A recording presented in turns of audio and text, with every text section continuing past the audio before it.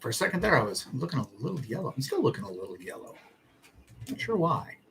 Wonder what lighting mistake I've made to make myself a little yellow. I'm not this color in person. So this week we are reviewing Benjamin Chapman. Benjamin Chapman, 7-year. This is a Canadian whiskey.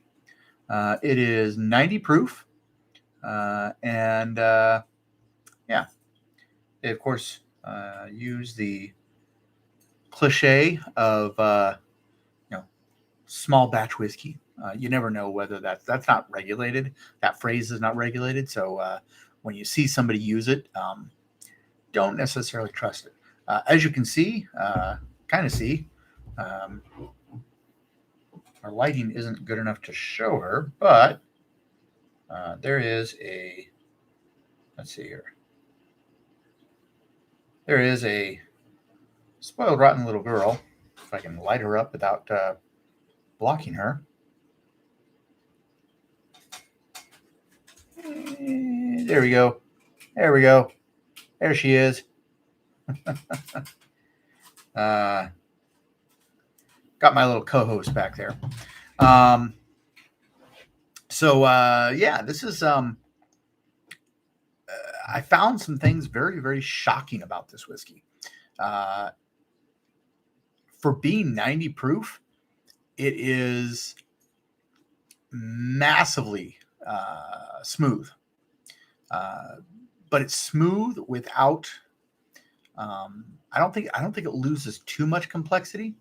The notes that I sense on the nose there's a little bit of I call it Cheerios, but some people may say wheat, and it's probably from the fact that it's it's blended with a wheated whiskey. I also sense on the nose a little bit of vanilla, some kind of more of like an ice cream, kind of a smell, and a little bit of honey. And it's very pleasant, very subtle. So like as I've been, emptying this bottle this week, it takes me about a week to get through a bottle. And just kind of sampling a little bit each day, kind of figuring out, God, what are those extremely subtle notes? Nothing is overpowering on this. If you have somebody that is new to whiskey or is very much into downing shots as opposed to small sips, letting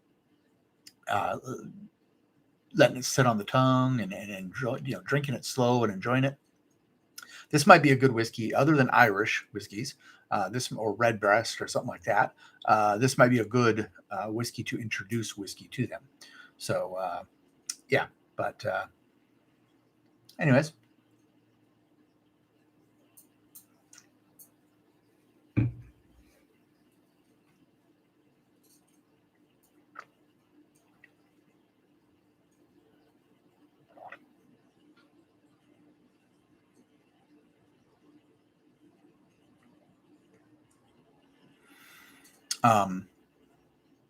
It goes down way easier than the whiskeys I've had for the past couple weeks.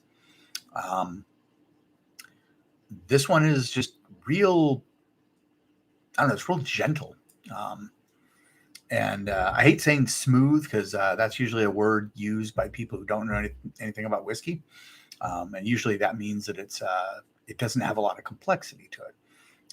This I feel does. So yeah.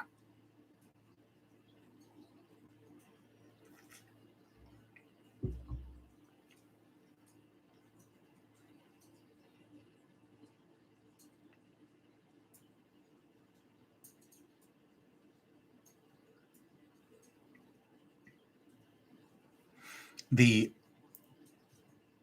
initial taste, is extremely mild. As you say, as I've said, this is an extremely subtle whiskey. Uh, the finish is really interesting because it's this whiskey is very subtle and very mild all the way up until the finish, and that's when the rye comes out and gives it just enough of a bite to keep it from being, keep this whiskey from being boring. Um, and but the and because of that rye, they blended the rye in a way.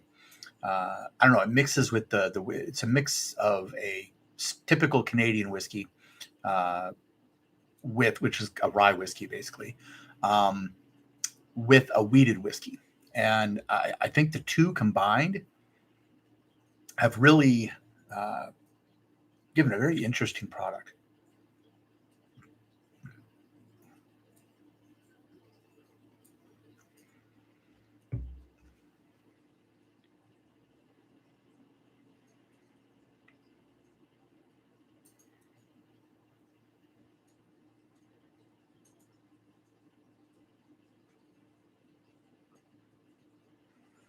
Try as I might, though,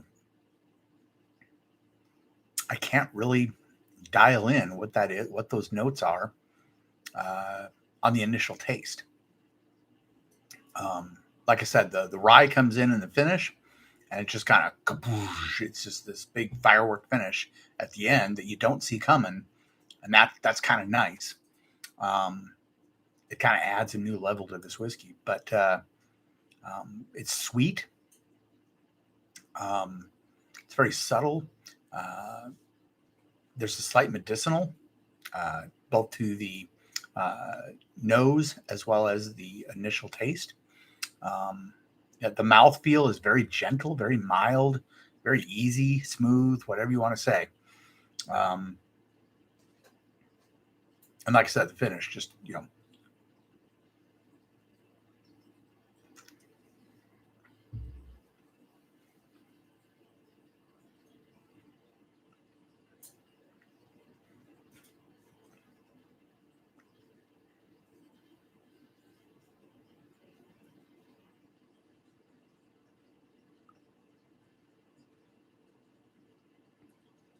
I'm thinking there's a very slight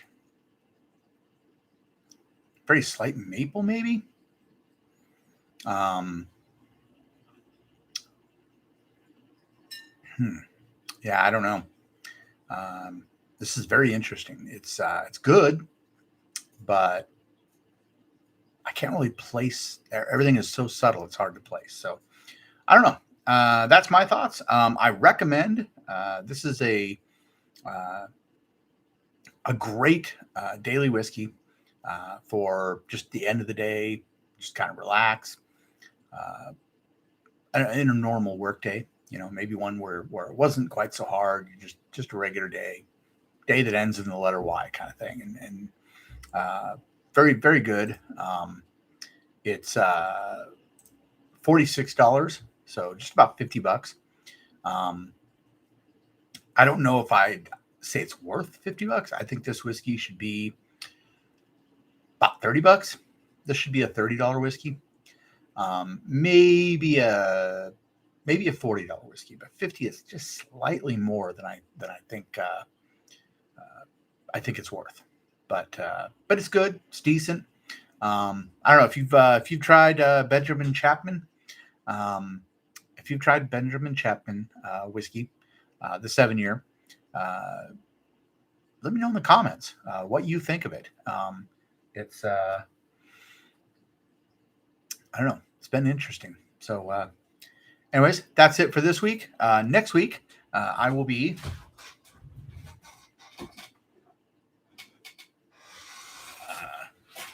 drinking drinking Tin Cup that thankfully does not come in a tin cup.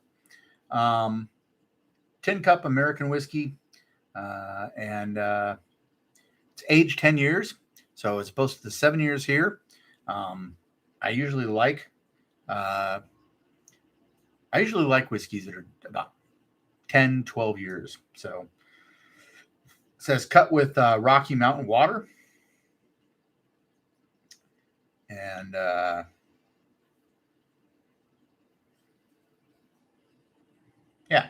So I don't know. Should be interesting. So next week, I'm reviewing Tin Cup. I might start trying to do these a little earlier on Sunday so I can get to bed at a decent hour. Got an early morning. So, anyways, keep posted. If nothing else, you'll be able to watch it live. And until I get a flood of people in here, I'm not going to worry too much about having it be a specific time. So, anyways, please make some comments down below. Let me know what else you would like to see with the show.